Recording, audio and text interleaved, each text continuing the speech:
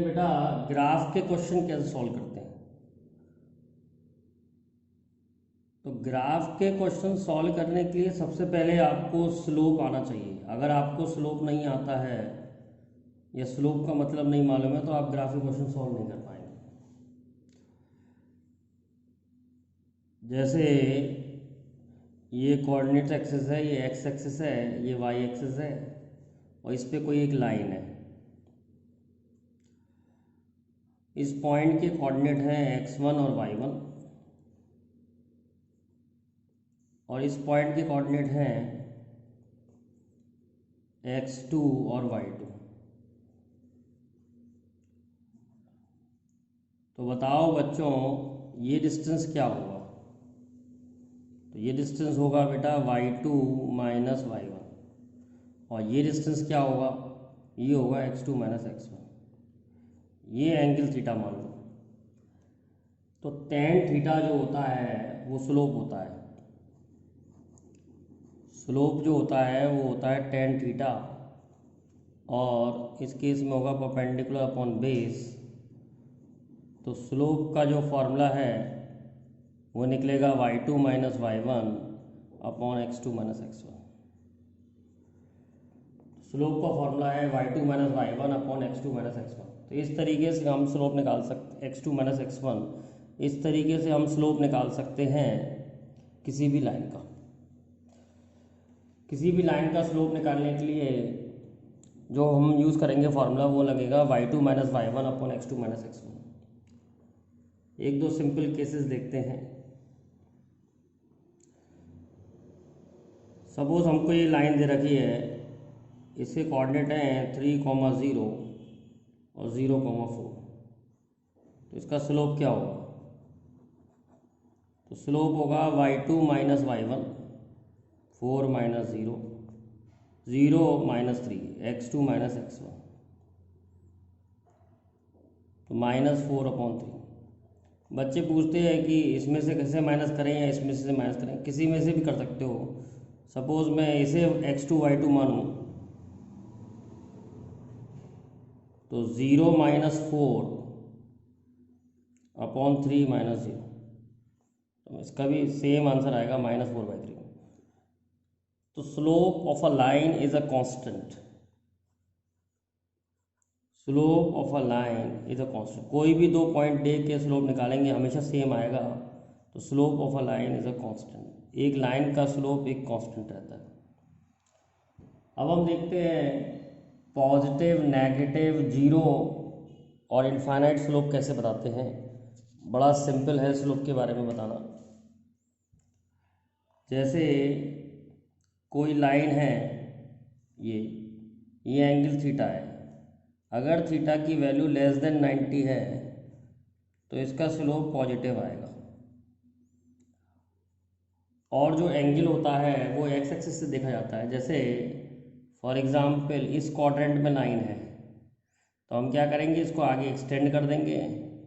ये वाला angle theta से कम है, थीटा लेस देन 90 है, तो इस लाइन का भी स्लोप कैसा आएगा, पॉजिटिव आएगा। अगर थीटा की वैल्यू 90 से बड़ी है, जैसे ऐसे लाइन है कोई, ये थीटा जो है ये 90 से बड़ा है, थीटा अगर ग्रेटर देन 90 होगा तो स्लोप जो है वो बेटा नेगेटिव आएगा। सपोज लाइन इस क्वाड्रेंट में लाई कर रही है तो अगर मैं इसे एक्सटेंड करूं, थीटा जो है इधर भी 90 से बड़ा है, थीटा जो है वो 90 से बड़ा है, तो स्लोप की वैल्यू बेटा नेगेटिव आएगी। इस इधर से देखा जाता है एंगल, एंटी क्लॉकवाइज एंगल देखा जाता है, वो भी एक्स एक्सिस से।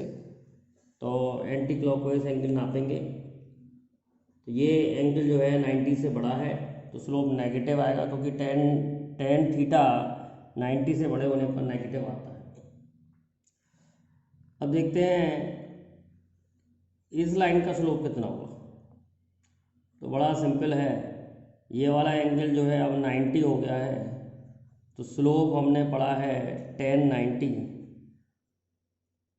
तो स्लोप हो गया इनफाइनाइट। तो जो y एक्सिस के पैरेलल लाइन होगी उसका स्लोप जो है वो इनफाइनाइट आएगा। एक और तरीका भी है स्लोप का, y2 minus y1 upon x2 minus x1। क्योंकि यहाँ पर x वेरी नहीं हो रहा है, x कांस्टेंट है, तो x2 माइनस x1 की वैल्यू जो है 0 आएगी। x चेंज नहीं हो रहा है, तो x2 minus x1 change in x1 है, x चेंज ही नहीं हो रहा है, तो इसकी वैल्यू 0 आएगी, तब भी इन्फाइनाइट आएगा। तो slope of a line parallel to y axis is equal to infinite. और देखते हैं, ये y है, ये x है, ये लाइन मैंने ऐसे ड्रॉ करी, तो इसका ये x एक्सिस के पैरेलल है, तो एक्चुअली में इसका थीटा 0 हो गया, स्लोप tan 0 हो गया, और tan 0 0 होता है, तो इसका स्लोप जो है वो 0 हो गया।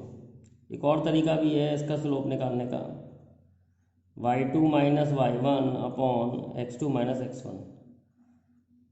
y2 minus y1 upon x2 minus x1, क्योंकि y चेंज नहीं हो रहा है, तो चेंज इन y 0 है, y2 minus y1 change in y है, चेंज इन y 0 है, तो 0 upon x2 minus x1 that will be equal to 0,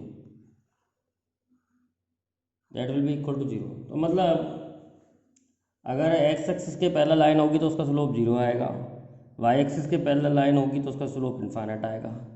theta अगर 90 से कम है तो स्लोप पॉजिटिव आएगा, और थीटा अगर 90 से बड़ा है तो स्लोप नेगेटिव आएगा।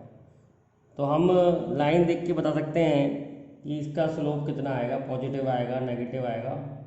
अच्छा, जितना एंगल बड़ा होगा, जैसे थीटा बड़ा है तो टेन थीटा भी बड़ा आएगा, तो स्लोप जो है ज़्यादा आएगा।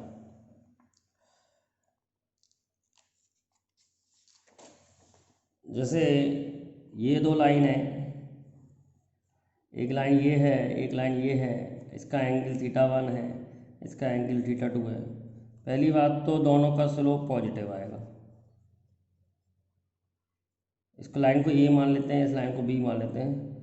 तो slope of line A, slope of line A हमारा हो जाएगा tan थीटा 1, और slope of line B, slope of line B हमारा हो जाएगा tan theta 2। Naturally theta 2 is greater than theta 1 है, तो tan theta 2 will also be greater than tan theta 1।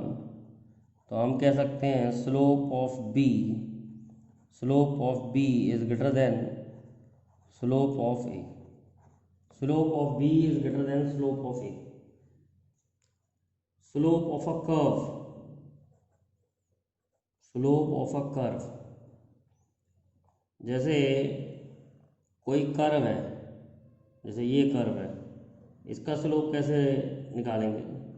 पहली बात तो कर्व का स्लोप हर पॉइंट पे अलग अलग होता है, सेम नहीं होता है। एक लाइन का स्लोप तो कांस्टेंट होता है, लेकिन slope of a curve is variable.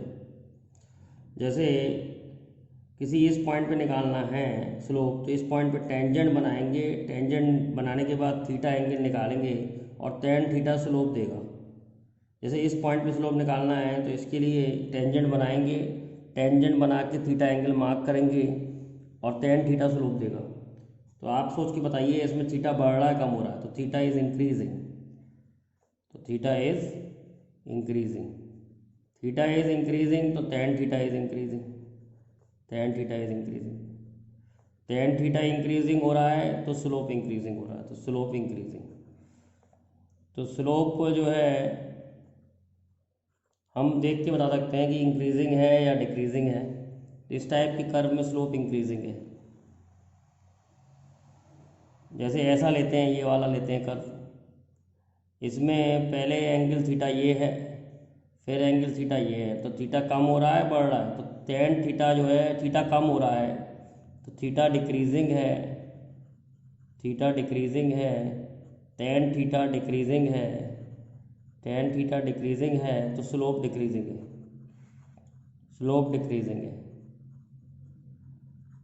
Slope decreasing है। तो हम देख के बता सकते हैं कि स्लोप जो है बढ़ रहा है, कम हो रहा है, कांस्टेंट है। तो लाइन का स्लोप कांस्टेंट होता है, लाइन का स्लोप बेटा कांस्टेंट होता है, कर्व का स्लोप जो है वो वेरिएबल होता है। एक और बड़ा अच्छा एग्जाम्पल है जो बच्चे आंसर नहीं दे पाते हैं, जैसे फॉर एग्जाम्पल मैं दो लाइन बनाऊँ, एक लाइन ये बना ली मैंने, एक लाइन ये बना ली। इसके कोऑर्डिनेट मान लिए 40, 30, 03, 04।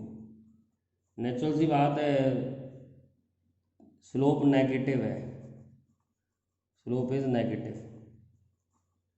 क्योंकि थीटा जो है वो 90 से बड़ा है तो स्लोप जो है वो नेगेटिव है। अब दोनों का थीटा 90 से बड़ा है तो स्लोप नेगेटिव है। किसका मोर नेगेटिव है, मतलब ए लाइन का मोर नेगेटिव है या बी लाइन का मोर नेगेटिव है? तो जैसा सब बच्चे जो है देखते हैं कि थीटा एंगल जो है वो ए का बड़ा है तो ए का मोर नेगेटिव है। नहीं, ऐसा नहीं है। Slope of B, slope of B is more negative, slope of B is more negative than A. चाहो तो निकाल के देख लो, निकाल के देखते हैं। Slope of A 0 - 3/4 - 0 -3/4। Slope of B 4 - 0/0 - 3। मैंने कहा ना किसी को भी x2 किसी को भी y2 मान सकते हैं। जैसे ये x2 y2 माना तो ये x1 y1 हो गया, ये x2 y2 माना तो ये x1 y1 हो गया। किसी को भी कर सकते हैं, उससे कोई फर्क नहीं पड़ता। तो -4/3, तो इसका 1 से बड़ा आ रहा है, इसका 1 से छोटा आ रहा है, तो slope of B is more negative than slope of ए।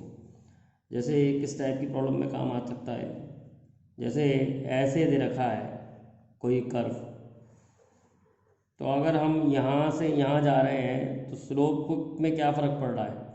तो यहाँ से यहाँ जाने पर जो लाइन है वो और ज़्यादा खड़ी हो रही है, और खड़ी लाइन का स्लोप जो है ज़्यादा नेगेटिव होता है। देखो बी लाइन ज़्यादा खड़ी है तो इसका स्लोप जो है ए लाइन से ज़्यादा है, तो हम कह सकते हैं slope is increasing in negative. इस केस में slope is increasing, slope is increasing in negative.